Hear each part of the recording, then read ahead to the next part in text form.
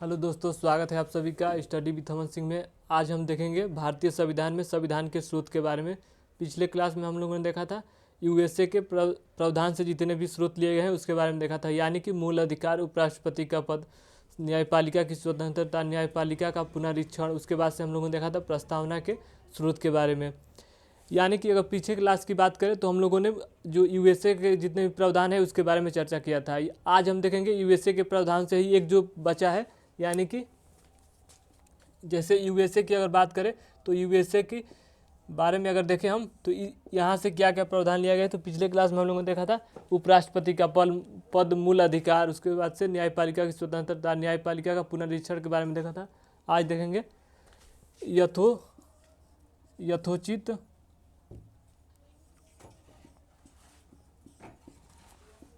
यथोचित विधि प्रक्रिया,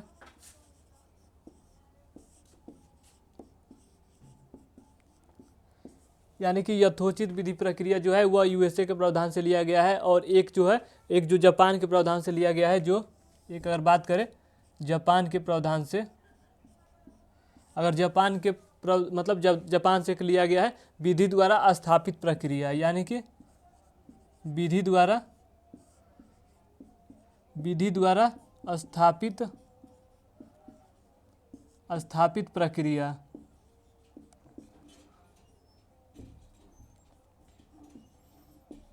अभी हम बस संविधान के परिचय के बारे में पढ़ रहे हैं।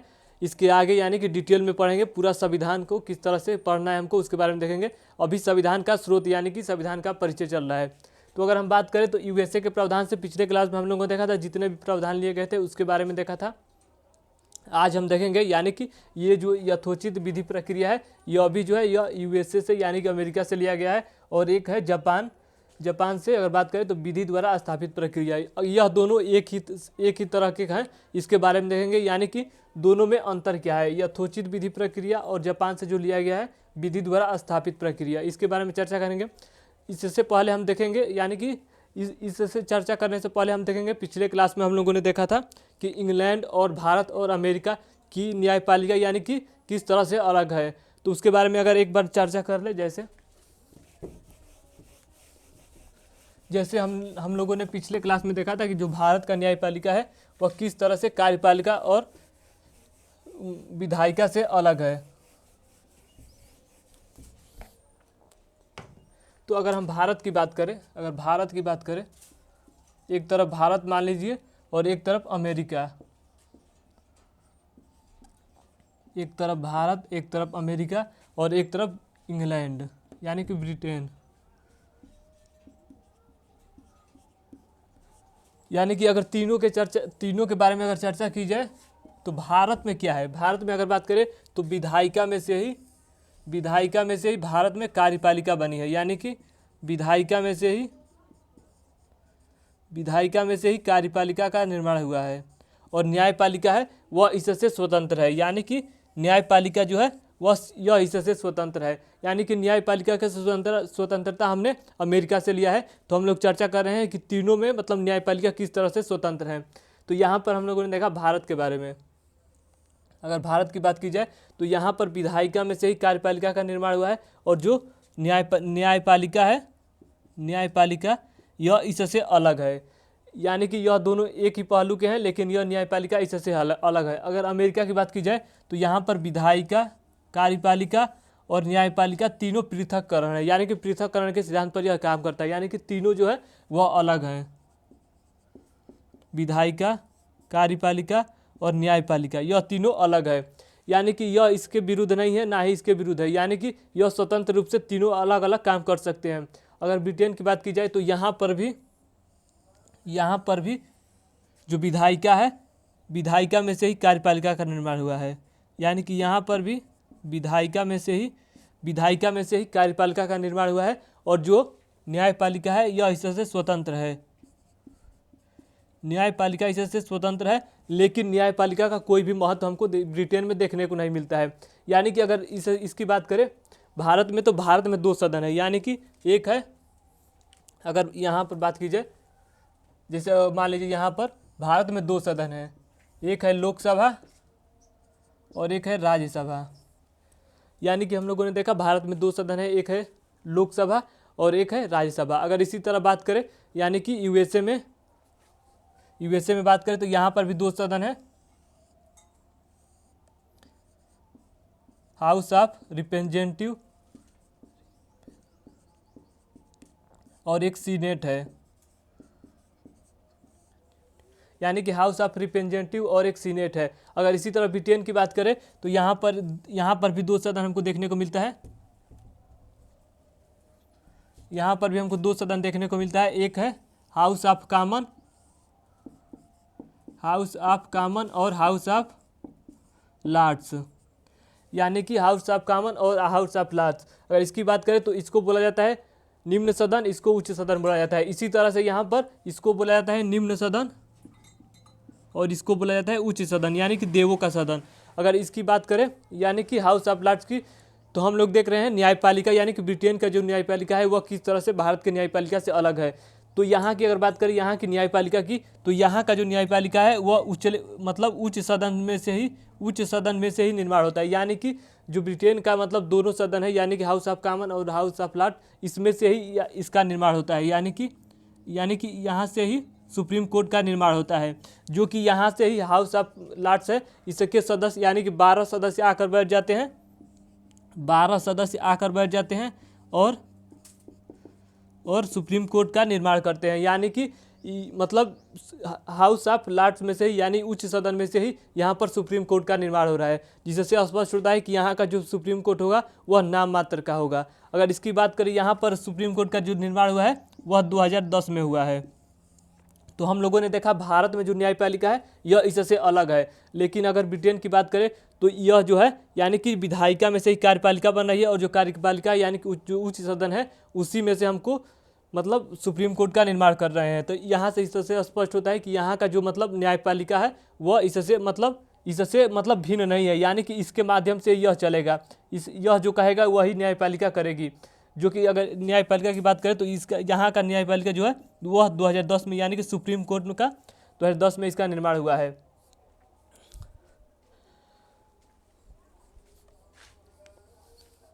तो हम लोगों ने देखा भारत, अमेरिका और ब्रिटेन के बारे में, यानी कि तीनों का जो मतलब न्यायपालिका है वह किस तरह से भिन्न है। जो भारत की अगर बात करें तो भारत में जो न्यायपालिका है वह विधायिका और कार्यपालिका से स्वतंत्र है। और यहाँ पर देखें तो हम लोगों ने तीनों यानी कि कार्यपालिका, विधायिका और न्यायपालिका तीनों स्वतंत्र है। लेकिन अगर ब्रिटेन की बात करें तो यहाँ से विधायिका में से कार्यपालिका भले ही बन रहा है, लेकिन जो न्यायपालिका है स्वतंत्र है, लेकिन नाम मात्र का है। क्योंकि हम लोग देख रहे हैं यानी कि उच्च सदन में से ही 12 सदस्य आकर बैठ जाते हैं और सुप्रीम कोर्ट का निर्माण करते हैं। तो इससे स्पष्ट होता है कि यहाँ का जो मतलब सुप्रीम कोर्ट होगा वह नाम मात्र का होगा, क्योंकि यहाँ पर विधायिका में से ही हमको देखने को मिल रही है। तो हम लोगों ने इसके बारे में देखा। और यूएसए की अगर बात करें तो यूएसए से जो एक प्रावधान लिया गया था, यानी कि यथोचित विधि प्रक्रिया, और जापान से एक था विधि द्वारा स्थापित प्रक्रिया, यह दोनों एक ही प्रकार के हैं। इसके बारे में चर्चा करते हैं।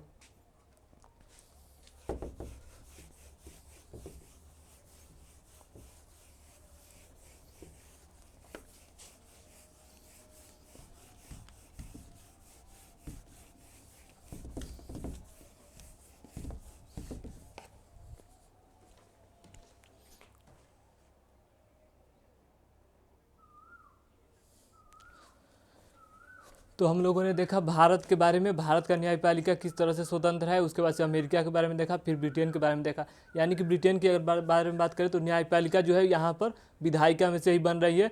इससे यह मालूम होता है कि जो न्यायपालिका है वह मतलब स्वतंत्र नहीं है, यानी कि लोगों के लिए जो न्यायपालिका यानी सुप्रीम कोर्ट है यह मतलब अच्छे से काम नहीं कर पाएगी, क्योंकि यहाँ से विधायिका में से ही सुप्रीम कोर्ट का निर्माण हो रहा है। वो अभी हो रहा है कब, 2010 में हुआ है। तो इसके आगे अगर बात करें, यानी कि यूएसए का एक प्रावधान था, अगर यूएसए की बात करें तो यूएसए से एक जो प्रावधान लिया गया था, यथोचित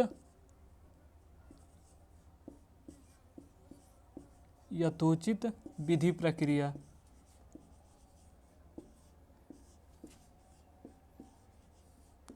एक था मतलब अमेरिका से एक प्रावधान लिया गया था यथोचित विधि प्रक्रिया, और एक जो जापान से लिया गया था। अगर इसके बारे में चर्चा करें जापान से, तो एक जापान से जो लिया गया था वह था विधि द्वारा स्थापित स्थापित प्रक्रिया, यानी कि ये जो दोनों है वह दोनों विधियां हैं, यानी कि ये भी है और ये जो है यह दोनों विधियां हैं। यह किस प्रकार की विधि है इसके बारे में चर्चा करेंगे। यानी कि अगर इसकी बात करें, यानी कि जापान से अगर बात करें, जापान से जो प्रावधान लाया गया है विधि द्वारा स्थापित प्रक्रिया, अगर इसके बारे में बात करें तो यह जो मतलब यह जहाँ भी होगा, यानी कि किसी भी देश में किसी भी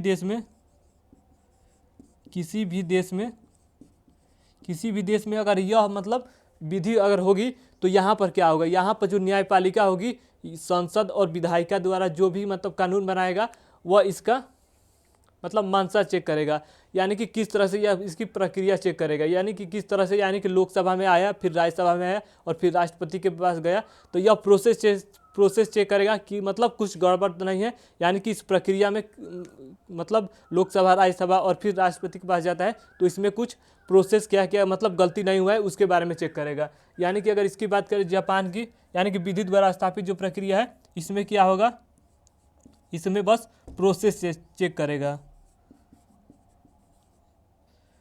इसमें जो होगा वह प्रोसेस चेक करेगा कि न्यायपालिका मतलब प्रोसेस चेक करेगा कि संसद और विधायिका द्वारा जो भी कानून बनाया जा रहा है वह किस प्रक्रिया से मतलब किस प्रक्रिया से गुजर रहा है, तो यह केवल क्या करेगा, कानून का जो है प्रोसेस चेक करेगा। लेकिन अगर यह जो प्रक्रिया है यथोचित विधि प्रक्रिया, यह किसी देश में यथोचित विधि प्रक्रिया है तो यह क्या होगा, यानी कि अगर इसकी बात करें तो यह जो प्रक्रिया है कि लोकसभा, राज्यसभा और राष्ट्रपति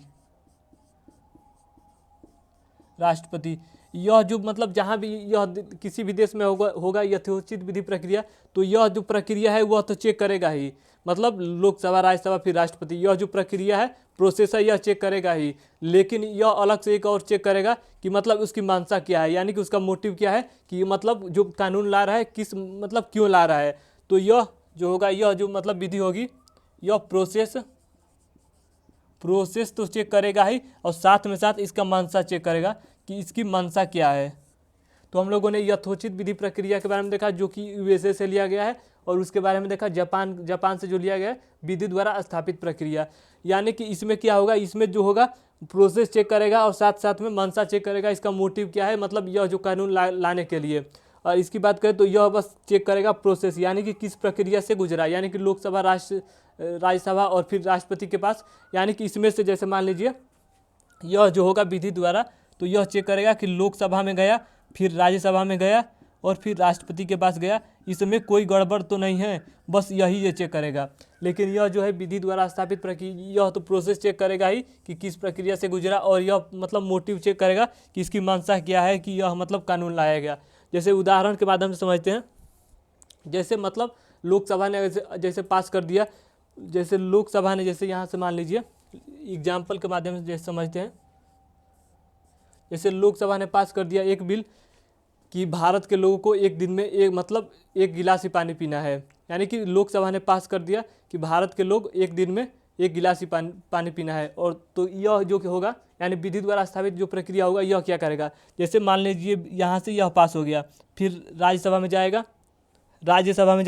और फिर राज्यसभा ने भी पास कर दिया, और फिर इसके बाद से राष्ट्रपति के पास जाएगा और इसी ने भी ये भी मतलब पास कर दिया, तो यह जो कानून होगा वह लागू हो जाएगा। लेकिन अगर इसकी बात करें यथोचित विधि प्रक्रिया की, तो यह क्या करेगा, यानी कि यह जो है मतलब एक बिल जो आया है कि एक दिन में एक ही गिलास पानी पीना है, तो यह जो मतलब विधि होगा इसमें क्या होगा, जैसे यहाँ से लोकसभा में आएगा, फिर राज्यसभा में जाएगा और फिर राष्ट्रपति के पास जाएगा, यहाँ पर भी यह भी प्रक्रिया होगा। लेकिन यह मंशा चेक करेगा कि मतलब इनकी मंशा क्या है, तो हम देखेंगे तो इनकी मंशा गलत है, क्योंकि जो पानी पीने का अधिकार है वह प्रकृति के द्वारा दिया गया है, यानी कि इसमें कोई रोक टोक नहीं है। तो यह जो देखेगा कि मंशा मतलब एक दिन में एक गिलास पानी के लिए यह बिल आया है, तो इससे स्पष्ट होता है कि इनकी जो मंशा है वह पूरी तरह से गलत है। तो यह जो होगा, यानी कि यथोचित जो विधि प्रक्रिया होगा यह इस बिल को खारिज कर सकता है, क्योंकि जो पानी पीने का अधिकार है वह प्राकृतिक रूप से हमको दिया गया है कि आप कितना ही पानी पी सकते हैं। लेकिन यह जो कानून के माध्यम से हम लोगों ने देखा तो इसमें यह कहा गया था कि एक दिन में 1 गिलास पानी पीना है। लेकिन अगर यह विधि प्रक्रिया होगी तो यह केवल प्रोसेस चेक करेगी कि लोकसभा में आया, फिर राज्यसभा में गया और फिर राष्ट्रपति के पास गया, तो यह मतलब प्रक्रिया इसकी सही है कि गलत है। लेकिन अगर इसकी बात करें यथोचित विधि प्रक्रिया की, तो इसमें यह चेक किया जाएगा कि लोकसभा और राज्यसभा में तो गया ही, लेकिन इसकी मंशा क्या है, यानी कि इसकी मंशा क्या है कि मतलब ऐसा बिल क्यों लाया गया है। तो इसकी मंशा की बात करें तो यहाँ पर हम लोगों ने देखा इसकी मंशा गलत है। तो जब गलत होगा तो यह जो होगा यह इस बिल को खारिज भी कर सकता है। तो हम लोगों ने यथोचित विधि प्रक्रिया के बारे में देखा। फिर जापान का जो लिया गया था विधि द्वारा स्थापित प्रक्रिया। तो अगर बात करें इंग्लैंड की, तो इंग्लैंड में क्या होगा, यानी कि इंग्लैंड की अगर स्थिति की बात करें, अगर इंग्लैंड की स्थिति की बात करें तो इंग्लैंड में जो है वह विधि द्वारा स्थापित प्रक्रिया है। क्योंकि हम लोगों ने देखा यहाँ वहाँ का जो न्यायपालिका है वह मतलब विधायिका में से ही बन रहा है। तो विधायिका जैसे काम करेगा वैसे ही न्यायपालिका करेगी। तो यहाँ पर अगर इंग्लैंड की बात करें तो यहाँ पर विधि द्वारा स्थापित प्रक्रिया हमको देखने को मिलेगी। लेकिन अगर भारत की बात करें तो भारत में यानी यथोचित विधि प्रक्रिया है। भारत में दोनों है, लेकिन यथोचित विधि प्रक्रिया जो है यूएसए से लिया गया है और विधि द्वारा स्थापित जो प्रक्रिया है वह जापान से लिया गया है। तो भारत में यथोचित विधि प्रक्रिया होने से मतलब यह निकलता है कि यहाँ पर प्रोसेस तो चेक करेगा ही और मंशा भी चेक करेगा, जिसके कारण से जो बिल होगा उसको खारिज भी कर सकता है न्यायपालिका। तो हम लोगों ने इसके बारे में देखा। इसके आगे देखते हैं, यानी कि आयरलैंड से जितने प्रावधान लिए गए हैं उसके बारे में चर्चा करते हैं। अभी हम जो पढ़ रहे हैं बस परिचय के माध्यम से पढ़ रहे हैं, इसके मतलब आगे डिटेल में हम पढ़ेंगे इसके आगे भी। तो इसके आगे अगर बात करें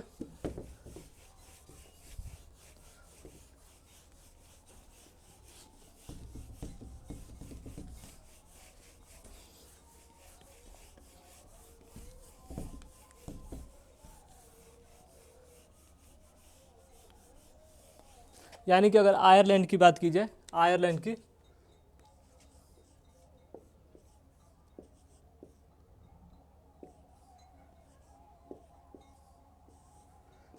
से कौन कौन से प्रावधान लिए गए हैं इसके बारे में बात की जाए तो सबसे पहले जो लिया गया है वह नीति निर्देशक तत्व लिया गया है। यानी कि नीति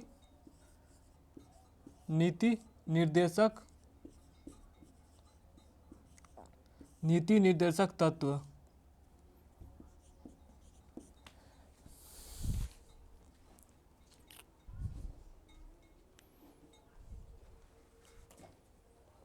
यानी कि हम लोगों ने देखा आयरलैंड से जो लिया गया है नीति निर्देशक सिद्धांत लिया गया है, नीति निर्देशक सिद्धांत लिया गया है। और अगर इसके आगे बात करें यानी कि यानी कि पहला जो लिया गया है वह लिया गया है नीति निर्देशक तत्व। अगर दूसरे की बात करें तो राष्ट्रपति का जो निर्वाचन होता है, राष्ट्रपति का निर्वाचन लिया गया है, निर्वाचन की जो प्रक्रिया है वह लिया गया है। और जो तीसरा लिया गया है राज्यसभा के सदस्यों का नामांकन। यानी कि हम लोगों ने देखा आयरलैंड से क्या क्या लिया गया है, नीति निर्देशक सिद्धांत लिया गया है, उसके बाद से जो राष्ट्रपति का निर्वाचन लिया गया है, उसके बाद से राज्यसभा के सदस्यों का नामांकन लिया गया है। तो हम लोग बस इसके बारे में देखते हैं नीति निर्देशक तत्व क्या होता है। बस हम परिचय के माध्यम से देखेंगे कि नीति निर्देशक क्या है। जब भाग 4 पढ़ेंगे तो इसके बारे में हम लोग डिटेल से पढ़ेंगे। अभी हम देखते हैं नीति निर्देशक तत्व मतलब होता क्या, इसे कहते कैसे है। राष्ट्रपति की निर्वाचन की बात करें तो इसको जब राष्ट्रपति के बारे में पढ़ेंगे तब पढ़ेंगे। और जो राज्यसभा के सदस्यों का नामांकन तो राज्यसभा जब पढ़ेंगे तो इसके बारे में देखेंगे। अगर नीति निर्देशक सिद्धांत की बात की जाए तो इसका जिक्र भाग 4 में हमको देखने को मिलता है। नीति निर्देशक तत्व मतलब भारत मतलब पूरे मतलब संविधान में जो इसका अगर भाग अनुच्छेद की बात करें तो यह 36 से 51 में इसका जिक्र हमको देखने को मिलता है। यह ऐसा मतलब प्रावधान है कि इसमें ऐसी बातें लिखी गई हैं कि इसके लिए कोई भी व्यक्ति कोर्ट नहीं जा सकता। यानी कि कोई भी व्यक्ति कोई भी इस चीज़ की मांग के लिए कोर्ट नहीं जा सकता। यह ऐसा भाग है, यानी कि भाग 4 है, ऐसा भाग है जिसके मतलब लागू करने के लिए कोई भी मतलब व्यक्ति कोर्ट नहीं जा सकता कि आप जो इसमें प्रावधान लिखे गए हैं वह हमको दीजिए। यानी कि कोई भी व्यक्ति इसमें जो प्रावधान दिए गए उसके लिए कोर्ट नहीं जा सकता। अगर इसके क्या क्या इसमें लिखा गया है, अगर इसकी बारे में बात करें तो इसमें लिखा गया है कि समान आय असमानता,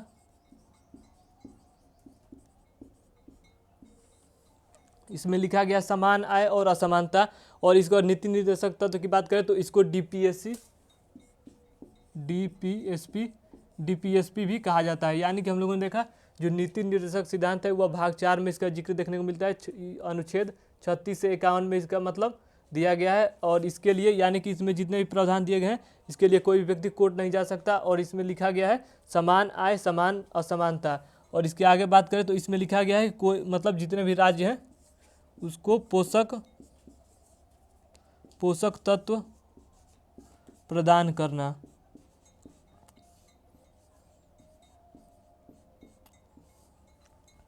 यानी कि हम लोगों ने देखा नीति आयरलैंड से जितने भी प्रावधान लिए गए हैं, एक जो लिया गया है नीति निर्देशक सिद्धांत, जो कि भाग 4 में इसका उल्लेख देखने को मिलता है। उसके बाद से राष्ट्रपति का निर्वाचन और मतलब राज्यसभा के सदस्यों का नामांकन। अगर इसके बारे में बात करें भाग 4 के तो इसमें जो लिखा गया 36 से 51 में इसको जिक्र देखने को मिलता है।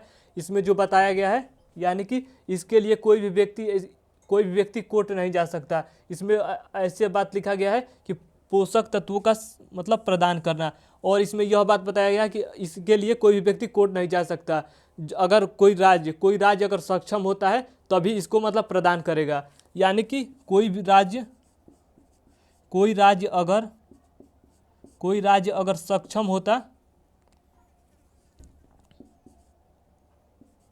कोई राज्य अगर सक्षम होगा तभी इसको प्रदान मतलब देगा। ये नहीं है कि आप इसको मतलब विरोध कर सकते हैं कि आप हमको दीजिए, ऐसी कोई मतलब इसमें बातें नहीं लिखी गई है कि आप इसको फोर्स कर सकते हैं, मतलब इसके लिए कोर्ट जा सकते हैं। इसमें लिखा गया है कि अगर राज्य सक्षम होगा तभी आपको दे सकता है और दे भी रहा है। जैसे मान लीजिए जैसे मिडिल स्कूल के माध्यम से 6 से 14 वर्ष के बच्चों को मतलब पोषक तत्व प्रदान कर रहा है। जैसे दाल खिचड़ी जो मिडिल स्कूल के माध्यम से 6 से 14 वर्ष के बच्चों को प्रदान कर रहा है। यानी कि इसमें ऐसी बातें लिखी गई है जिसके लिए कोई भी व्यक्ति कोर्ट नहीं जा सकता। और इसमें लिखा गया है कि मतलब राज्य जब सक्षम होगा तभी इसको प्रदान करेगा। समान आय समान वेतन, यानी कि कोई भी व्यक्ति मतलब समान आय और समान असमानता के लिए कोई भी व्यक्ति कोर्ट नहीं जा सकता। यानी कि कोई भी व्यक्ति कितना भी कमा सकता है और कोई भी मतलब जो गरीब है इसके लिए कोर्ट नहीं जा सकता कि हमको आप प्रदान कीजिए ये जो मतलब सुविधाएं हैं इसको प्रदान कीजिए, क्योंकि इसमें ऐसी बातें लिखी गई है कि समान पोषक समान तत्व जब राज्य सक्षम होगा तभी लोगों को प्रदान करेगा। और प्रदान भी कर रहा है। जैसे 6 से 14 वर्ष के लोगों को मतलब मिडिल स्कूल के माध्यम से दाल खिचड़ी जो इत्यादि चीज़ें हैं इनको प्रदान कर रहा है। तो हम लोग अभी परिचय के माध्यम से देख रहे हैं। जब भाग 4 पढ़ेंगे तो नीति निर्देशक तंत्र यानी कि डीपीएसपी के बारे में अच्छे से पढ़ेंगे। अभी हम बस इतना देखें कि जो नीति निर्देशक सिद्धांत है वह लिया गया है आयरलैंड से लिया गया है, और जो राष्ट्रपति का निर्वाचन है वो अभी आयरलैंड से लिया गया है, और राज्यसभा के जो सदस्यों का नामांकन है वो अभी आयरलैंड से लिया गया है। तो यानी कि हम लोगों ने इससे पीछे देखा यूएसए से और जापान से जितने प्रावधान लिए गए हैं, और फिर देखा आयरलैंड के प्रावधान के बारे में। अगर इसके आगे बात करते हैं यानी कि ऑस्ट्रेलिया के प्रावधान से कितने लिए गए हैं उसके बारे में चर्चा करते हैं।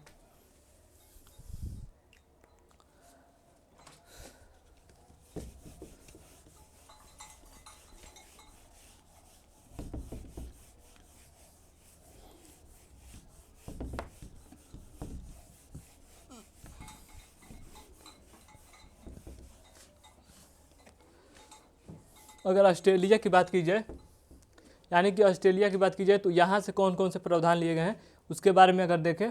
जैसे मान लीजिए ऑस्ट्रेलिया से कौन कौन से प्रावधान लिए गए हैं, अगर इसके बारे में देखें तो जो पहला प्रावधान लिया गया है वह लिया गया है समवर्ती सूची। यानी कि हम लोगों ने देखा था समवर्ती सूची में 52 विषय हैं। यानी कि यहाँ से जो पहला प्रावधान लिया गया है समवर्ती सूची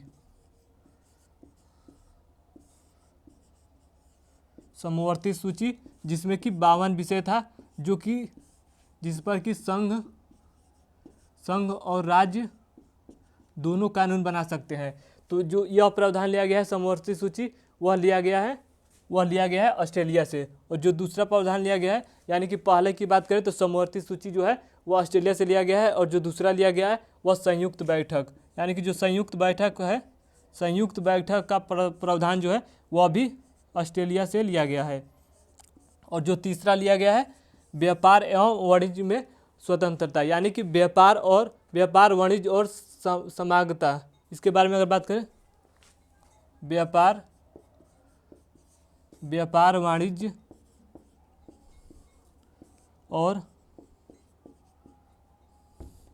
यानी कि पहला हम लोगों ने देखा समवर्ती सूची जो कि ऑस्ट्रेलिया से लिया गया है, दूसरा संयुक्त बैठक जो कि ऑस्ट्रेलिया से लिया गया है, और जो तीसरा लिया गया है व्यापार वाणिज्य और समागम, व्यापार वाणिज्य और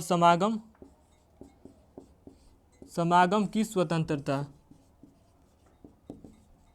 यानी कि ये जो प्रावधान लिए गए हैं वो ऑस्ट्रेलिया से लिए गए हैं। सबसे पहले बात करें, समवर्ती सूची एक महत्वपूर्ण है और एक है संयुक्त बैठक, यानी कि ये जो दोनों प्रावधान हैं यह लिए गए हैं ऑस्ट्रेलिया से, मतलब ऑस्ट्रेलिया से यह दोनों प्रावधान लिए गए हैं। और जो तीसरा है व्यापार वाणिज्य और समागम की स्वतंत्रता, ये भी जो लिए गए हैं वो ऑस्ट्रेलिया से लिए गए हैं। तो इसके बारे में तो हम लोग पहले देख लिए हैं, यानी कि समवर्ती सूची की बात करें तो इसमें 52 विषय हैं, इस पर केंद्र और राज्य दोनों मतलब कानून बना सकते हैं।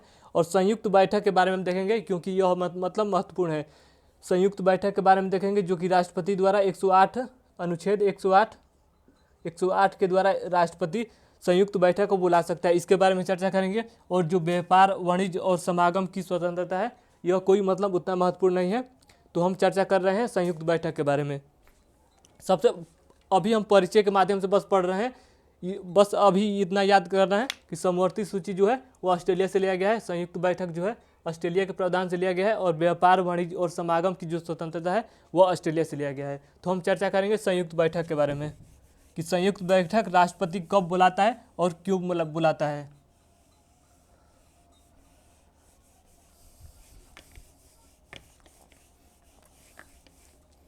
अगर संयुक्त बैठक की बात करें, संयुक्त बैठक यानी कि इससे पहले हम लोगों ने देखा था कोई भी बिल होगा लोकसभा में पेश होगा, फिर राज्यसभा में जाएगा, फिर राष्ट्रपति के पास जाएगा। तो जो राज्यसभा है वह कोई भी बिल अगर उसके पास आता है तो उसके पास ऑप्शन क्या क्या रहेगा, यानी कि कोई भी बिल को रोक सकता है, मतलब रोक सकता है या उसको पास कर सकता है, तो उसके पास क्या क्या ऑप्शन होगा उसके बारे में देखेंगे, तभी जो संयुक्त बैठक है उसके बारे में हम जान पाएंगे। तो यानी कि अगर कोई भी बिल जैसे लोकसभा से पास होता है, जैसे कोई भी बिल लोकसभा में आता है, फिर राज्यसभा में जाएगा और फिर राष्ट्रपति के पास जाता है। हम देख रहे हैं संयुक्त बैठक के बारे में जो कि ऑस्ट्रेलिया के प्रावधान से लिया गया है, जो कि अनुच्छेद 108 के तहत राष्ट्रपति संयुक्त बैठक कभी भी बुला सकता है। अगर इसकी बात करें, यानी कि जैसे लोकसभा ने पास कर दिया कि महिलाओं को 50% आरक्षण दिया जाना चाहिए। लेकिन अगर अभी बात करें तो अभी मतलब केंद्र का स्तर पर 33% ही है, 33% ही है। लेकिन हम बात कर रहे हैं एग्जाम्पल की, जैसे मान लीजिए लोकसभा ने पास कर दिया कि महिलाओं को 50% आरक्षण दिया जाना चाहिए, जैसे मान लीजिए इन्होंने पास कर दिया, तो यह बिल जाएगा राज्यसभा में। तो इसके पास कौन कौन से ऑप्शन है और क्या यह कर सकता है। पहला इसके पास जो ऑप्शन है, इसके पास जो पहला ऑप्शन है कि यह पास कर दे, इसके पास जो पहला ऑप्शन है वह पास कर दे, और इसके पास जो दूसरा ऑप्शन होगा वह इसे मना कर दे।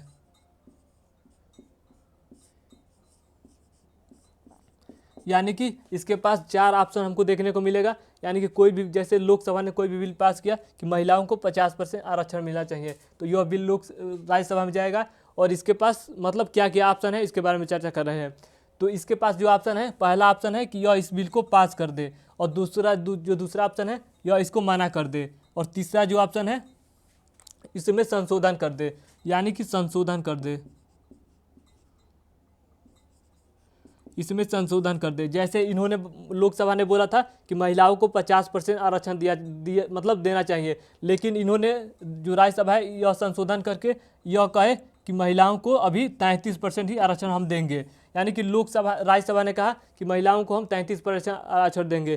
तो यह जो प्रक्रिया, यानी कि जब संशोधन करेगा तो यह जो बिल होगा वह फिर मतलब लोकसभा में जाएगा, क्योंकि मूल जो बिल है यह लोकसभा का ही है। तो यह जो बिल है यहाँ पर फिर आएगा। तो इसके पास 2 ऑप्शन होगा, पहला पहला ऑप्शन यह होगा कि यह जो है वह 33% पर मान जाए, और दूसरा जो ऑप्शन होगा यानी कि पहला जो ऑप्शन होगा कि यह 33% पर मान जाए, और जो दूसरा ऑप्शन होगा इसके पास कि यह यानी कि यह जो है 50% इसका लक्ष्य है, तो यह कहे कि हमको 50% ही लक्ष्य चाहिए, यानी कि यह कहे कि हमको 50% ही लक्ष्य चाहिए, यानी कि हमको जितना पहले बोले थे उतना ही लक्ष्य चाहिए।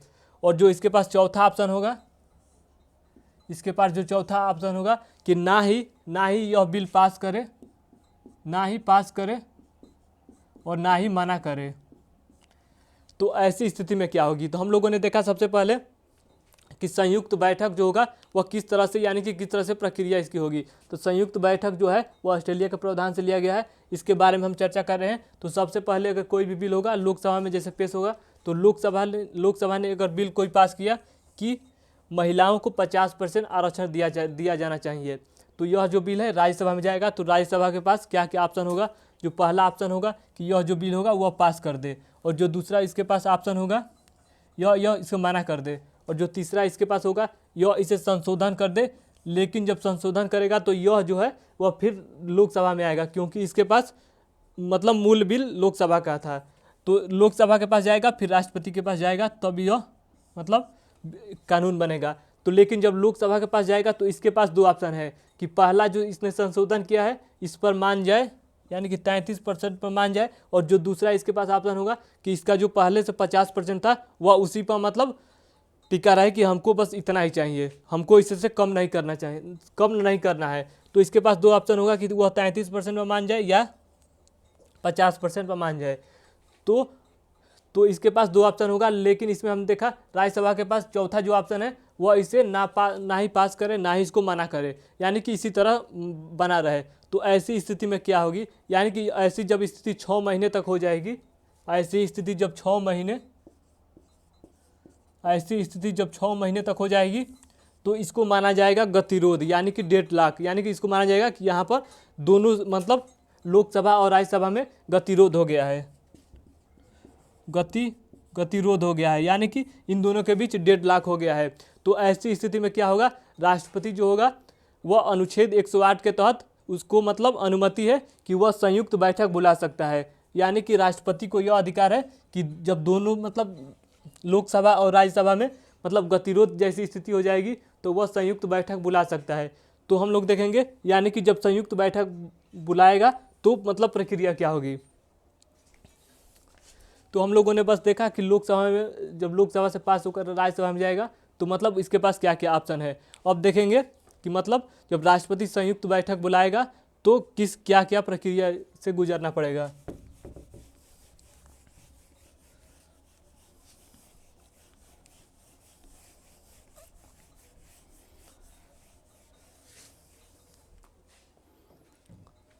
जैसे मान लीजिए जैसे राष्ट्रपति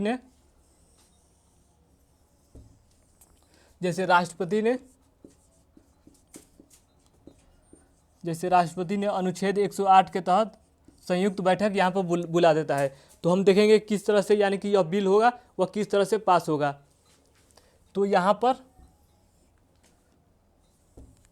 पर क्या हमको देखने को मिलेगी, यानी कि राष्ट्रपति अनुच्छेद 108 के तहत संयुक्त बैठक बुलाता है, तो एक तरफ लोकसभा का सदस्य बैठेंगे और एक तरफ राज्यसभा के सदस्य बैठेंगे, और बीच में जो होगा वह सेंटर हॉल है, यानी कि सेंटर हॉल, इसको सेंटर हॉल बोला जाता है।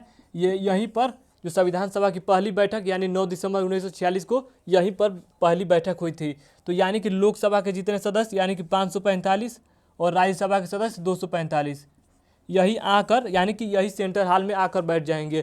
टोटल अगर बात करें तो लगभग 790 टोटल होंगे, 790। अगर इसकी बात करें तो संयुक्त बैठक मतलब राष्ट्रपति का बस काम है कि वह संयुक्त बैठक बुला सकता है, लेकिन इसके आगे की प्रक्रिया बात करें तो इसका जो अध्यक्ष होगा यानी कि यह जो कार्रवाई होगी वह लोकसभा के अनुसार ही होगी। अगर इसकी बात करें तो इसकी यानी कि जो संयुक्त बैठक होगी इसकी जो अध्यक्षता करेगा वह करेगा, अध्यक्षता की अगर बात करें संयुक्त बैठक में जो अध्यक्षता करेंगे वह लोकसभा का अध्यक्ष ही इसकी अध्यक्षता करेगा। यानी कि संयुक्त बैठक की अध्यक्षता करेंगे, लोकसभा का अध्यक्ष करेगा। लेकिन इसको बुलाएगा कौन? इसको बुलाएगा राष्ट्रपति, ये अनुच्छेद 108 के तहत। अगर लोकसभा का अध्यक्ष नहीं उपस्थित है, यानी कि अगर हम बात करें संयुक्त बैठक की अध्यक्षता की, तो वह करेगा लोकसभा का अध्यक्ष। लेकिन अगर लोकसभा का अध्यक्ष उपस्थित नहीं है तो वह करेगा लोकसभा का उपाध्यक्ष। अगर लोकसभा का अध्यक्ष मतलब उपस्थित नहीं है तो यह जो अध्यक्षता करेगा संयुक्त बैठक की, वह करेगा लोकसभा का उपाध्यक्ष। अगर लोकसभा का उपाध्यक्ष भी नहीं है तो यह जो अध्यक्षता करेगा वह करेगा राज्यसभा का उपसभापति।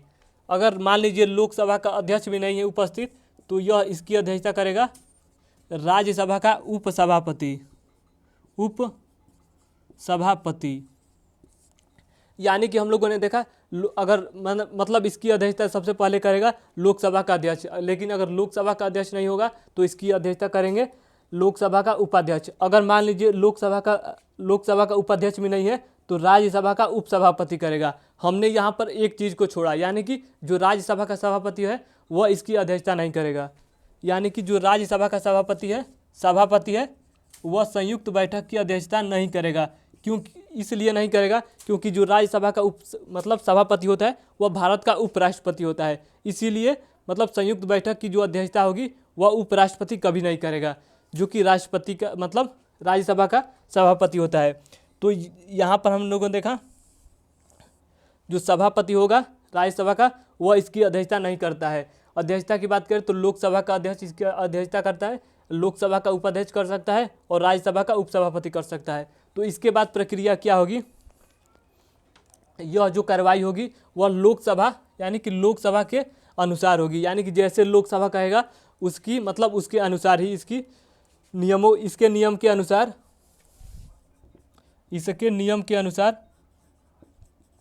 नियमों के अनुसार जो कार्रवाई होगी वह लोकसभा के अनुसार होगी। तो हम लोगों ने देखा संयुक्त बैठक जो है वो अनुच्छेद 108 के तहत राष्ट्रपति इसको बुला सकता है। लेकिन अध्यक्षता की बात करें तो इसका जो अध्यक्ष होगा वह लोकसभा का अध्यक्ष होगा। लेकिन अगर लोकसभा का अध्यक्ष उपस्थित नहीं है तो इसकी अध्यक्षता लोकसभा का उपाध्यक्ष करेगा। लेकिन अगर यह भी उपस्थित नहीं है तो राज्यसभा का उपसभापति करेगा। और जो राज्यसभा का सभापति है वह कभी भी इसकी अध्यक्षता नहीं करता है। तो हम लोगों ने देखा राष्ट्रपति जो है वह लोकसभा और राज्यसभा दोनों को बुला देता है।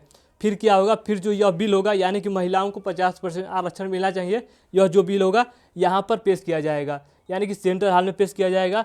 और इसके लिए बहुमत की बात करें तो इसके लिए यानी कि दोनों का बहुमत की बात करें तो टोटल 790 हमको देखने को मिलता है, यानी कि राज्यसभा और लोकसभा मिलाकर। अगर यहाँ पर बहुमत की बात करें तो बहुमत की तो 50 + 1%, यानी कि 50% और 1 इसमें जोड़ दीजिए, इतना अगर 50% + 1 अगर इतना मिल गया तो बहुमत, यानी कि कोई भी अगर इतना मिल जाएगा तो यह बिल जो होगा वह पास हो जाएगा। तो अगर बात करें तो यानी कि अगर इसकी बात करें 50% की तो लगभग 395, और एक अधिक से मान लीजिए, यानी कि 50 + 1 यानी कि बहुमत की बात करें तो 50 + 1 होगा तभी बहुमत होगा। यानी कि यह तो 50% है और इसमें 1 जोड़ दीजिए, यानी कि 396, यानी कि इतना अगर हो जाएगा तो यह बिल पास हो जाएगा। तो हम लोगों ने देखा जो लोकसभा के सदस्य की सीटें हैं वह तो टोटल, यानी कि ये खुद 545 है, यानी कि यह इसके बराबर भी नहीं है। तो यानी कि यह जो बिल है यह साफ दिख रहा है कि यह पास होगा ही, क्योंकि अगर लोकसभा के सदस्य 5 भी आएंगे तो यह बिल कन्फर्म है कि लोकसभा के पक्ष में ही जाएगा। यानी कि यहाँ से स्पष्ट होता है कि कोई भी बिल अगर संयुक्त बैठक के माध्यम से आती है तो यह बिल लोकसभा के पक्ष में ही जाएगा, क्योंकि 50% चाहिए, लेकिन टोटल 396 चाहिए। लेकिन लोकसभा की सीटें की बात करें तो यह खुद ही 545 है, जो कि इससे काफ़ी अलग है, काफ़ी अधिक है, इससे काफ़ी अधिक है। तो इससे हमको यह मालूम चलता है कि कभी भी, यानी कि संयुक्त बैठक में कोई भी बिल आएगा तो वह लोकसभा के पक्ष में ही जाएगा, क्योंकि इसको पास करने के लिए 50% और 1 चाहिए, लेकिन यह इसकी संख्या इससे काफ़ी अधिक है। तो यहाँ पर हमको यह देखने को मिलता है जो लोकसभा है वह राज्यसभा से काफ़ी शक्तिशाली है। यानी कि काफ़ी शक्तिशाली है। तो यहाँ पर हमको यह मतलब स्पष्ट होता है कि जो राज्यसभा है यह मतलब इसकी शक्तियाँ, इसका कोई भी पावर नहीं है, यह निम्न है। लेकिन जो संविधान निर्माताओं हैं उनको यह बात पता था कि हम लोग क्या कर रहे हैं, यानी कि हम लोग ऐसी स्थिति कर रहे हैं कि जब हर बार लोकसभा के पक्ष में ही कोई भी बिल जाएगा, यानी कि यह जो है राज्यसभा नाम मात्र का है, यानी कि ऐसा ही कुछ है, यानी कि यह सच में नाम मात्र का है। यहाँ इसकी औकात कुछ नहीं है, लोकसभा के सामने इसकी औकात कुछ नहीं है। यानी कि कोई भी अगर संयुक्त बैठक में कोई भी बिल आता है तो वह लोकसभा जिस तरह से कहेगा उसी तरह से पास होगा। यानी कि हम लोगों ने देखा 50% की ज़रूरत है, लेकिन 50% से भी ज़्यादा लोकसभा की कुल टोटल संख्या है। इससे हमको यह स्पष्ट होता है कि जो राज्यसभा है इसका मतलब औकात कुछ नहीं है, ऐसा ही कुछ है, यानी कि सच में इसकी औकात कुछ नहीं है। लेकिन संविधान निर्माताओं को यह बात पता थी कि ऐसा हम मतलब संयुक्त बैठक की ऐसी प्रक्रिया बना रहे हैं तो इसमें हर बार लोकसभा के पक्ष में ही जाएगा। लेकिन एक दो बिल को छोड़ दिया जाए तो वह मतलब उस पर संयुक्त बैठक नहीं बुलाई जा सकती।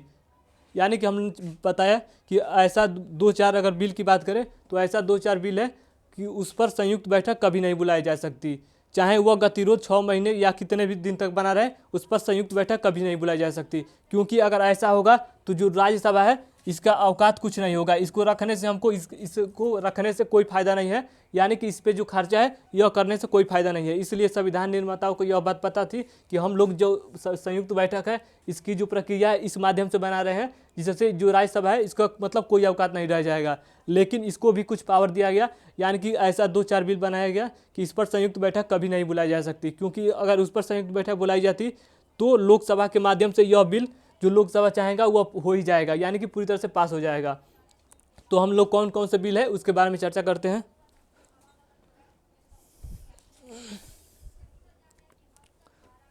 यानी कि हम लोगों ने संयुक्त बैठक के बारे में देखा जो कि ऑस्ट्रेलिया के प्रावधान से लिया गया है, जो कि मतलब राष्ट्रपति इसको अनुच्छेद 108 के तहत बुला सकता है, अनुच्छेद 108 के तहत संयुक्त बैठक बुला सकता है,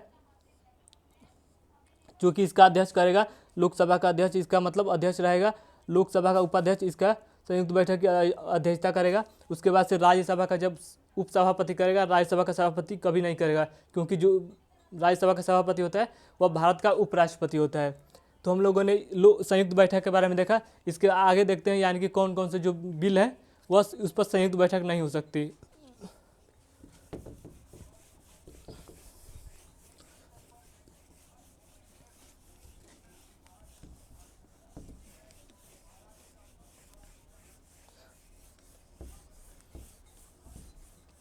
अभी केवल हम संविधान के परिचय यानी कि स्रोत पढ़ रहे हैं। यानी कि जब स्रोत खत्म होगा उसके बाद से पूरी तरह से ये जो डिटेल है डिटेल से हम लोग संविधान पढ़ेंगे। तो हम लोग ने संयुक्त बैठक के बारे में चर्चा किया। अब चर्चा करते हैं कि कौन कौन से मतलब ऐसे बिल हैं जिस पर संयुक्त बैठक नहीं बुलाई जा सकती। जो पहला है वह है संविधान संशोधन। संविधान संशोधन संविधान संशोधन जो संविधान संशोधन का बिल है वह कभी भी इस पर संयुक्त बैठक नहीं बुलाई जा सकती, क्योंकि संविधान निर्माताओं को पता था कि अगर हम यानी कि जो संविधान संशोधन है वह भारत का मूल अधिकार है। क्योंकि यही जो है मतलब संविधान संशोधन अगर ऐसा प्रक्रिया यानी कि ऐसा हम कुछ नियम बनाते कि इस पर संयुक्त बैठक अगर हो जाती तो जो लोकसभा है वह मतलब कोई भी मतलब जितना भी संशोधन है वह जब चाहे तब संशोधन कर सकती है, क्योंकि उसके बाद उसके ही पक्ष में मतलब जो कानून है वह जाएगा। क्योंकि हम लोगों ने देखा 50+1 का नियम। तो संयुक्त बैठक जो संविधान संशोधन है इस पर संयुक्त बैठक नहीं बुलाई जा सकती, चाहे कोई भी प्रक्रिया हो जाए, लेकिन इस पर संयुक्त बैठक नहीं बुलाई जा सकती। जैसे मान लीजिए अनुच्छेद आर्टिकल 15(6) है 15(6) है। लेकिन अगर इसको चाहे यानी कि अगर लोकसभा चाहे तो इसको अगर लोकसभा ने चाहा कि अगर हम अनुच्छेद 15 में 7 को जोड़ दिया जाए तो यह ऐसा कभी नहीं होगा, क्योंकि यह जो है इस पर संयुक्त बैठक कभी नहीं बुलाई जा सकती। यानी कि जब केंद्र चाहेगा तभी इस पर कुछ होगा। तो यानी कि लोकसभा के बस में यह चीज़ नहीं है, हमको यह चीज़ देखने को मिलती है, यानी कि संविधान संशोधन के मामले में संयुक्त बैठक नहीं बुलाई जा सकती। जो संविधान संशोधन है इसके मतलब इस पर संयुक्त बैठक को नहीं बुलाई जा सकती। चाहे जैसे मान लीजिए लोकसभा कोई भी, जैसे मान लीजिए संविधान संशोधन का जो आर्टिकल 15 में 15 का 15 में जो 7 क्लास जोड़ना था, 7 क्लास जोड़ना था, जैसे मान लीजिए यह बिल लोकसभा पास करती है, लोकसभा पास करती है, फिर राज्यसभा में जाएगी और फिर राष्ट्रपति के पास जाएगा, राष्ट्रपति के पास जाएगा। लेकिन हम लोगों ने देखा जब लोकसभा के पास जाएगा तो इसके पास 4 ऑप्शन है, वह उसके प्रक्रिया के बारे में हम लोगों ने देखा, उसके प्रक्रिया के बारे में देखा। तो यहाँ पर इसने ना ही माना किया, ना ही इस पर मतलब इसको पास किया। तो इसके बाद से तो यहाँ पर लगभग 6 महीने हम लोगों ने देखा गतिरोध हो जाएगा, यानी कि जब यहाँ से बिल पास नहीं होगा तो 6 महीने के बाद इसको माना जाएगा कि यहाँ पर डेडलॉक हो गया है, यानी कि गतिरोध हो गया है।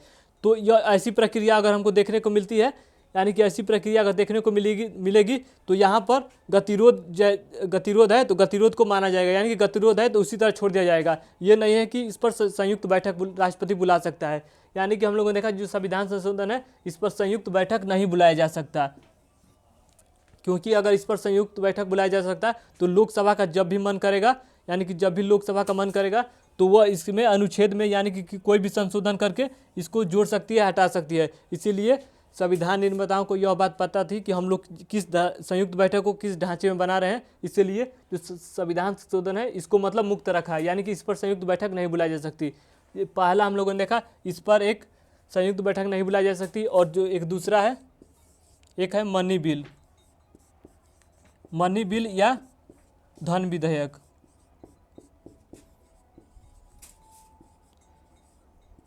मनी बिल या धन विधेयक, अगर इसकी बात करें तो इस पर भी जो संयुक्त बैठक है नहीं बुलाया जा सकता, यानी कि मनी बिल और धन विधेयक पर भी जो संयुक्त बैठक है वह नहीं बुलाया जा सकता, इस पर भी संयुक्त बैठक नहीं बुलाया जा सकता।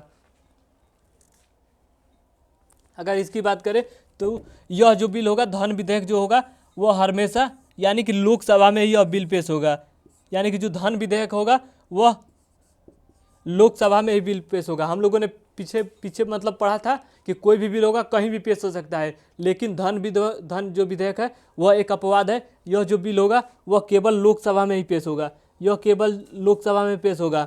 उसके बाद से राज्यसभा में जाएगा, उसके बाद से राष्ट्रपति के पास जाएगा। लेकिन इसके बाद इससे पहले हमने देखा था इसके पास 4 प्रक्रिया होगी, लेकिन यहाँ पर ऐसा कुछ नहीं है। यहाँ पर लोकसभा से अगर यह बिल राज्यसभा में जाता है, धन विधेयक यहाँ पर जाता है तो राज्यसभा की औकात यहाँ पर 14 दिन का ही है, क्योंकि अगर 14 दिन तक यह पास नहीं करेगा, 14 दिन तक राज्यसभा अगर इसको पास नहीं करेगा तो यहाँ से इसको पास माना जाएगा। यानी कि हम लोगों ने देखा धन विधेयक के बारे में, यानी कि मनी बिल के बारे में। धन विधेयक के बारे में देखा, यह जो बिल होगा केवल लोकसभा में ही पेश होगा, लेकिन अगर अन्य बिल की बात करें तो यह कहीं भी पेश हो सकता है। लेकिन जो धन विधेयक है वो अपवाद है, केवल लोकसभा में यह बिल पेश होगा। अगर यह लोकसभा में बिल पेश होगा उसके बाद से राज्यसभा में जाएगा, उसके बाद से राष्ट्रपति के पास जाएगा। लेकिन यह जो बिल पास यहाँ पर पेश होगा तो राज्यसभा की औकात है केवल 14 दिन तक यह बिल को रोक सकता है। इसके बाद से अगर इसको पास नहीं करता है तो यह बिल पास माना जाएगा, उसके बाद से राष्ट्रपति के पास चला जाएगा। यानी कि हम लोगों ने देखा जो संविधान संशोधन है इस पर संयुक्त बैठक नहीं हो सकती, और जो धन विधेयक है इस पर भी संयुक्त बैठक नहीं हो सकती। तो हम लोगों ने ऑस्ट्रेलिया के प्रावधान से लिए गए हैं, यानी कि समवर्ती सूची के बारे में देखा, उसके बाद से संयुक्त बैठक के बारे में देखा, और एक व्यापार वाणिज्य एवं समागम की स्वतंत्रता के बारे में। इसमें कुछ खास नहीं है, तो हम जब आगे पढ़ेंगे तो उसके बारे में चर्चा करेंगे। और हम लोगों ने ऑस्ट्रेलिया के बारे में भी देख लिया, इसके आगे देखते हैं कनाडा के बारे में, यानी कि कनाडा से कौन कौन से प्रावधान लिए गए हैं।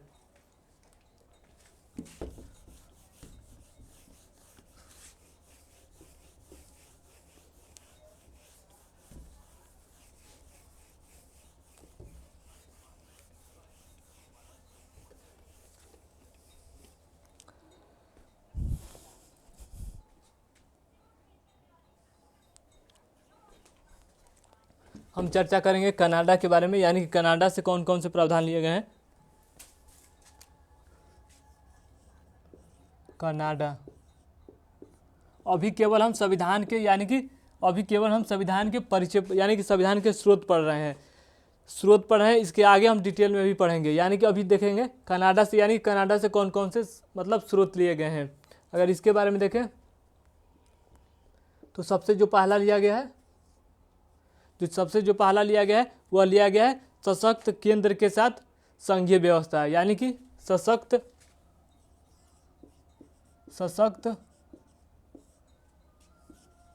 केंद्र के साथ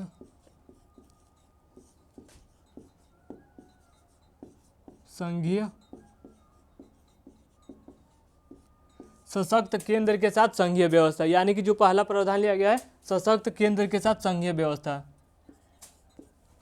सशक्त केंद्र के साथ संघीय व्यवस्था। तो हम लोग को यह पता है कि संघीय व्यवस्था क्या होता है, यानी कि हम लोग को इसके बारे में पढ़े हैं कि यानी कि केंद्र और राज्य के बीच शक्तियों का स्पष्ट बंटवारा ही संघीय व्यवस्था होता है। यानी कि जब जहाँ भी संघीय व्यवस्था होगा वहाँ पर एक केंद्र होगा और एक राज्य होगा, यानी कि संघीय व्यवस्था मतलब केंद्र और राज्य के बीच शक्तियों का स्पष्ट बंटवारा ही संघीय व्यवस्था होता है। लेकिन भारत में अगर बात करें तो भारत में जो असली वाला संघीय व्यवस्था है वो हमको देखने को नहीं मिलता है। यानी कि अगर असली संघीय व्यवस्था की अगर बात करें तो हमको यह यूएसए में देखने को मिलता है। तो सबसे पहले हम देखते हैं यानी कि सशक्त केंद्र क्या होता है, यानी कि सशक्त केंद्र क्या होता है।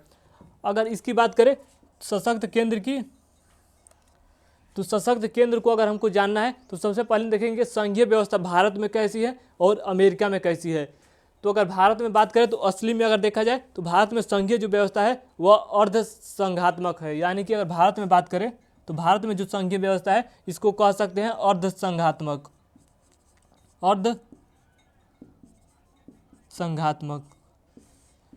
अगर हमको पूछा जाए कि भारत में कैसी व्यवस्था है तो वह है अर्ध संघात्मक, क्योंकि इसमें केंद्र को ज़्यादा बल दिया गया है और राज्य को मतलब कम शक्ति दिया गया है। लेकिन वही इसके विरुद्ध अगर हम बात करें यूएसए की, अगर यूएसए की बात करें तो इस यहाँ पर हमको असली जो संघीय व्यवस्था है वह देखने को मिलता है। यानी कि इससे हमको क्या स्पष्ट होता है कि जैसे यहाँ पर जैसे मान लीजिए राज्य है और केंद्र है, तो हम लोगों ने पीछे देखा था कि जो यूएसए है इसका कार्यपालिका, न्यायपालिका और मतलब विधायिका तीनों अलग अलग है। वही प्रक्रिया हमको यहीं पर भी देखने को मिलती है।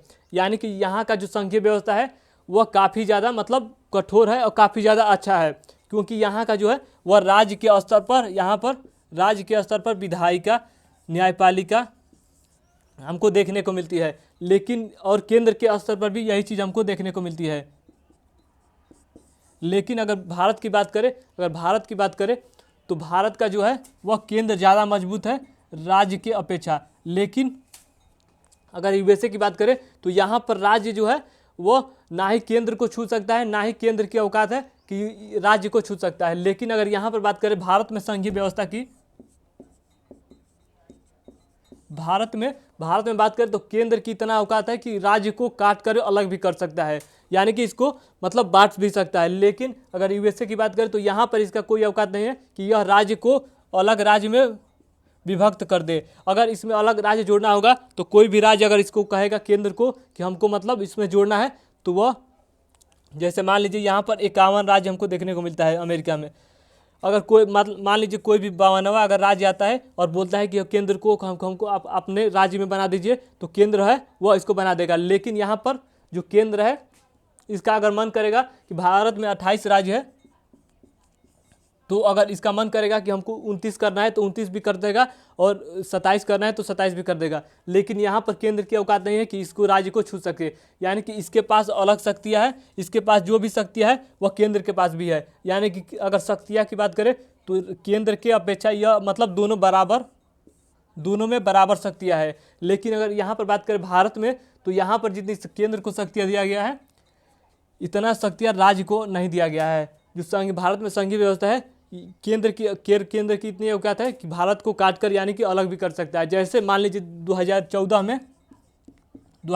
में आंध्र आंध्र प्रदेश को काट कर यानी कि मतलब इसको बांट कर तेलंगाना को अलग किया गया, तेलंगाना को अलग किया गया। उसी तरह 2000 में छत्तीसगढ़ झारखंड और उत्तराखंड को अलग दिया गया। लेकिन यहाँ पर हम यूएसए की बात करें तो यहाँ पर इसकी यह औकात नहीं है कि यह किसी भी राज्य को अलग कर दे। तो ऐसा अगर हम बात करें, ऐसा मतलब प्रक्रिया क्यों मतलब देखने को मिलती है, ऐसा प्रक्रिया हमको क्यों देखने को मिलती है। तो अगर इसकी बात करें तो यह दोनों के मतलब जब देश बना तो दोनों के निर्माण में अलग अलग प्रक्रिया हमको देखने को मिलती है। यानी कि यूएसए का जब निर्माण हुआ तो वो अलग प्रक्रिया से हुआ और जो भारत का निर्माण हुआ वो अलग प्रक्रिया से हुआ। अगर हम बात करें यूएसए की तो इसका जो स्थापना हुआ यानी कि अगर यूएसए की बात करें तो इनकी आज़ादी कब मिली, इनकी आज़ादी 1776 में मतलब यूएसए जो थे वो आज़ाद होते हैं। इस 1776 के पहले यहाँ पर भी जो इंग्लैंड है यानी कि ब्रिटेन यहाँ पर भी कब्जा किए थे। और यहाँ पर 1776 में हमको एक क्रांति देखने को मिलती है जो कि अमेरिकी क्रांति के नाम से जानी जाती है,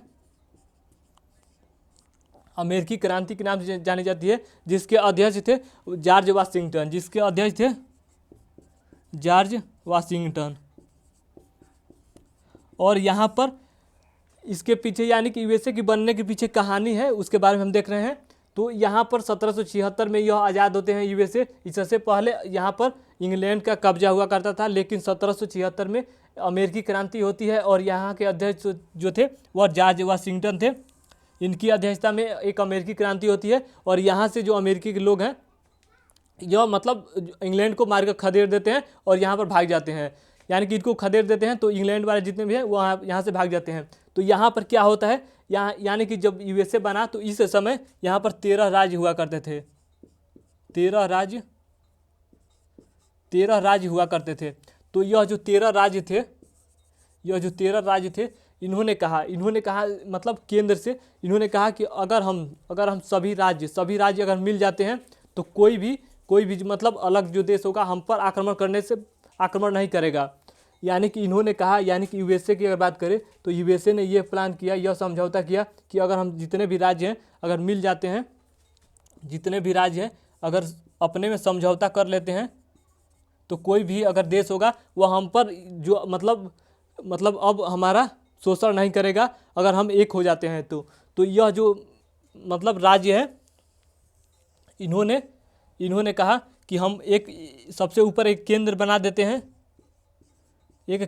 देते हैं और केंद्र जब बन जाएगा तो कोई भी राज्य मतलब कोई भी देश होगा वह मतलब आने से यहाँ से भड़केगा।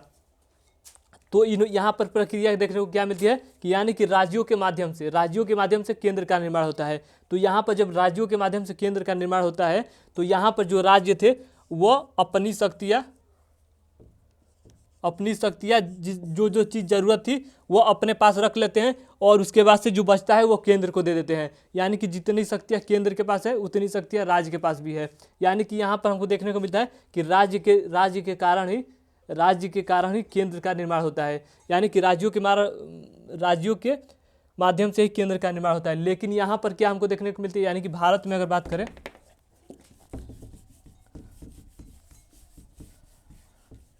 अगर भारत की बात की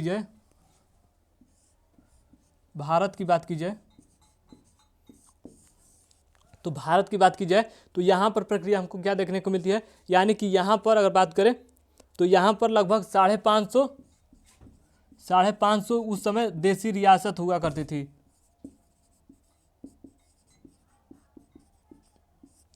यहाँ पर हम लोगों ने देखा राज्य के माध्यम से केंद्र का निर्माण होता है, लेकिन यहाँ पर उस समय 550 मतलब देसी रियासत हुआ करती थी, जैसे चूनागढ़, हैदराबाद, त्रावणकोट, मद्रास, यानी कि अलग अलग प्रकार की जो मतलब देसी रियासत हुआ करती थी। यह जो थे यह भारत में मिलने का नाम ही नहीं ले रहे थे।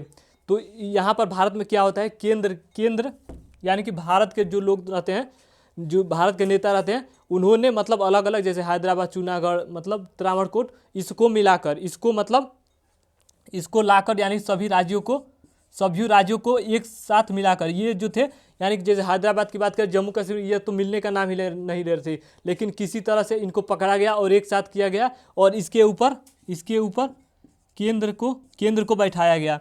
यानी कि हम लोगों ने यहाँ देखा कि यहाँ पर राज्य के माध्यम से केंद्र का निर्माण होता है, लेकिन यहाँ पर केंद्र ने जबरदस्ती किया, तब जाकर यहाँ पर संघीय व्यवस्था हमको देखने को मिलती है जो कि अर्धसंघात्मक थी। अगर बात करें केंद्र की, तो यहाँ पर अगर ये लोग चाहते तो इस समय एकात्मक व्यवस्था भी कर सकते थे। एकात्मक व्यवस्था भी कर सकते थे। एकात्मक व्यवस्था मतलब अगर चाहें तो एक ही शक्ति केंद्र के पास रखती, लेकिन यहाँ पर केंद्र ने क्या किया, इनको संघीय व्यवस्था दिया। क्योंकि संघीय व्यवस्था मतलब क्या होता है, मतलब यह जो संघीय व्यवस्था है वह प्रगतिशील का उदाहरण है, यानी कि प्रगतिशील के मार्ग पर पहुंचाता है। इसीलिए जो केंद्र है वह संघीय व्यवस्था को मतलब अपनाया, क्योंकि इसमें राज्य का भी हस्तक्षेप बढ़े और राज्य जो है वह प्रगति करे। लेकिन अगर बात करें इस समय, तो यहाँ पर केंद्र के माध्यम से राज्यों का निर्माण हुआ। जैसे जूनागढ़, हैदराबाद, यह जो थे वह मिलने का नाम ही नहीं ले रहे थे। अगर आज बात करें तो आज भी आज़ादी के इतने दिन हो गए, लेकिन जैसे जम्मू कश्मीर हुआ, नागालैंड हुआ, यह भी मतलब आज भी कहते हैं कि हमको अलग कर दीजिए, यानी कि हमको आज़ाद कर दीजिए। यानी कि अगर उस समय इनको इतनी शक्तियाँ दी जाती तो यह, यानी कि जितनी राज्य को यहाँ पर शक्तियाँ दी गई है, अगर यहाँ पर हमको इतनी शक्ति दे देते तो यह आज भी भाग जाते यहाँ से, क्योंकि आज़ादी के इतने साल हो गए और आज भी यह सब मतलब भागने का नाम, मतलब भागने को कहते हैं, आज भी कहते हैं आज़ाद करने के लिए। यानी कि उस समय क्या परिस्थिति होगी कि मतलब उस समय और ज़्यादा भयानक परिस्थिति होगी, क्योंकि यहाँ पर जो थे यह सब आने का नाम ही नहीं ले रहे थे। लेकिन जो नेता थे उन्होंने सभी मतलब जो देसी रियासत थी उसको मतलब एक जगह किया और उसके ऊपर केंद्र को बैठाया और जो मेन शक्ति दिया गया वह केंद्र को दिया गया, क्योंकि जो केंद्र था वह चाहती तो इनको भी शक्तियाँ दे सकती थी, लेकिन यह जो थे वह उस समय अगर इनको इतनी शक्तियाँ दी जाती तो यह जो थे वह भारत को छोड़कर मतलब भाग जाते। ब्रिटेन ने जब भारत को छोड़ा, ब्रिटेन ने, तो इन्होंने कहा था कि भारत जो है वो 10 से 15 साल में जो भारत का विभाजन हो जाएगा, लेकिन भारत ने ऐसा नहीं होने दिया और भारत में संघीय व्यवस्था को अपनाया, जो कि जिस पर सबसे ज़्यादा बल दिया गया केंद्र के ऊपर। लेकिन अगर बात की जाए संघीय व्यवस्था की, तो जो असली वाली संघीय व्यवस्था है वो हमको अमेरिका में देखने को मिलती है, क्योंकि जितनी शक्तियाँ केंद्र के पास है उतनी शक्तियाँ राज्य के पास है। लेकिन यहाँ पर जो भारत की बात की जाए तो यहाँ पर संघीय व्यवस्था है, लेकिन अर्धसंघात्मक है।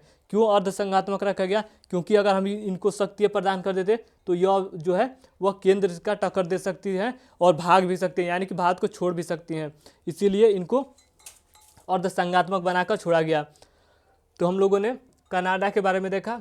कनाडा में जो है सशक्त केंद्र के साथ संघीय व्यवस्था, यानी कि सशक्त केंद्र के साथ, इसीलिए इसको सशक्त केंद्र कहा गया कि क्योंकि केंद्र के पक्ष में होगा सारा फैसला और जो मतलब नीचे है उसको अपने हिसाब से चलाया जाएगा।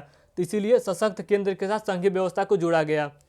तो हम लोगों ने देखा कनाडा के प्रावधान से लिया गया है सशक्त केंद्र के साथ संघीय व्यवस्था। इसके पहले हम लोगों ने देखा था मतलब यूएसए के प्रावधान से लिया गया है, उसके बाद से ऑस्ट्रेलिया के प्रावधान से जितने भी प्रावधान लिए गए उसके बारे में देखा, फिर मतलब आयरलैंड के प्रावधान से जितने भी लिए गए उसके बारे में देखा। इसके आगे देखेंगे, यानी कि कल देखेंगे कनाडा के प्रावधान से जितने भी चीज़ें लिए गए हैं उसके बारे में चर्चा करेंगे।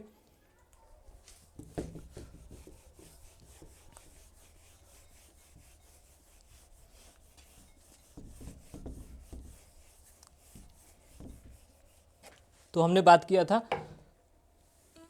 बात किया मतलब सशक्त केंद्र के साथ जो संघीय व्यवस्था है वो असली संघीय व्यवस्था की बात करें तो वो हमको अमेरिका में देखने को मिलती है, क्योंकि इसकी जो निर्माण की प्रक्रिया है वह राज्यों के माध्यम से, यानी कि राज्यों के माध्यम से केंद्र का निर्माण हुआ है। लेकिन अगर भारत की बात करें तो यहाँ पर जो मतलब राज्य है वह भागना चाहती थी, लेकिन किसी तरह से, यानी कि जो देसी रियासत थी इसको किसी तरह से पकड़ा गया और इसके ऊपर केंद्र बैठाया गया। और यहाँ पर हमको देखने को मिलता है भारत में अर्धसंघात्मक व्यवस्था है। तो चलिए आज के लिए इतना ही, धन्यवाद। कल इसके आगे देखेंगे, यानी कि कनाडा के प्रावधान से जितने लेंगे हैं। तो धन्यवाद, चलिए।